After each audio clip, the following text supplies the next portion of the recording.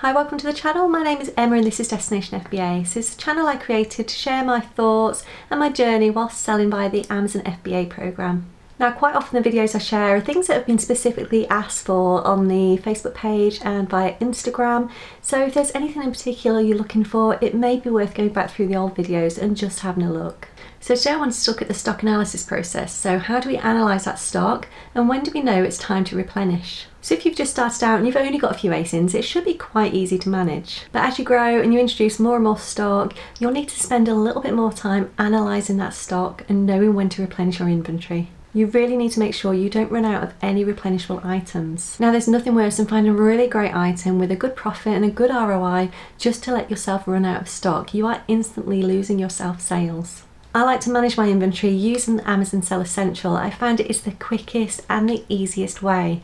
So if we go to the Seller Central homepage and click Inventory, we can then click the Manage Inventory tab in the drop-down menu. Now, this will give us all the details of all the inventory we currently have listed within Amazon. So it will show us the image of the product along with the SKU and the product name. It will also tell us when we created this listing, and this is listed in date order with the newest item showing at the top. So if for any reason you wanted to look at older stock, you can just click that button and it will reverse the stock listings. So we can also see our current available stock, and if we click on this little arrow next to the available stock quantity, it will give us a further breakdown on that stock.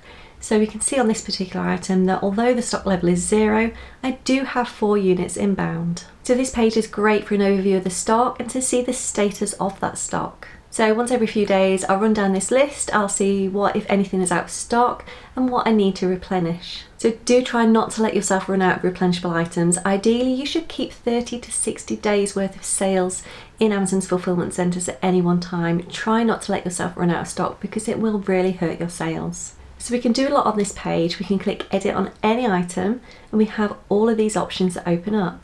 So we can manage our listings, we can close our listings, and we can quite easily hit that replenish inventory option too and add everything to a new shipment. So the next page that's always worth taking a look at is your inventory planning.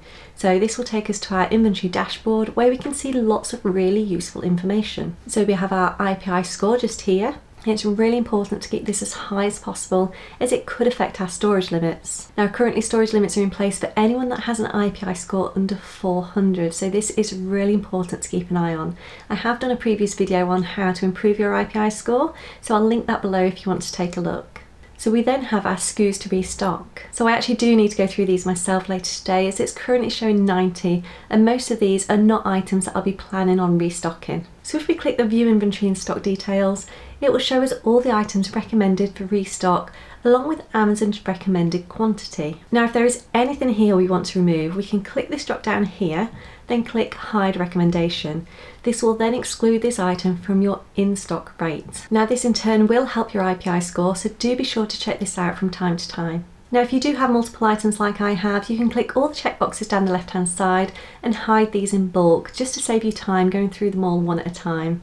So as I say, I will be doing mine later as there's lots there that need to be sorted. So if we go back to the previous page, we can also see our number of excess units, days in inventory, and our aged inventory summary. Then if we click on the aged inventory summary, this will show us everything in a little bit more detail. So it shows us how many days each item has been in stock and whether we have any excess units. Now, this is really useful to help us avoid those long-term storage costs. So again, do make sure you check this on a regular basis. So knowing what stock you have is really important along with knowing your costs. Now, it's pointless restocking items if you're not making a healthy profit on them. So be sure of your costs and be sure of your stock levels too. Use all the tools available to you in Seller Central. So I hope this video has helped in some way, but any comments at all, please do pop them below and I'll get back to you as soon as I can. Thank you very much for watching and I'll hopefully see you in the next video. Bye bye.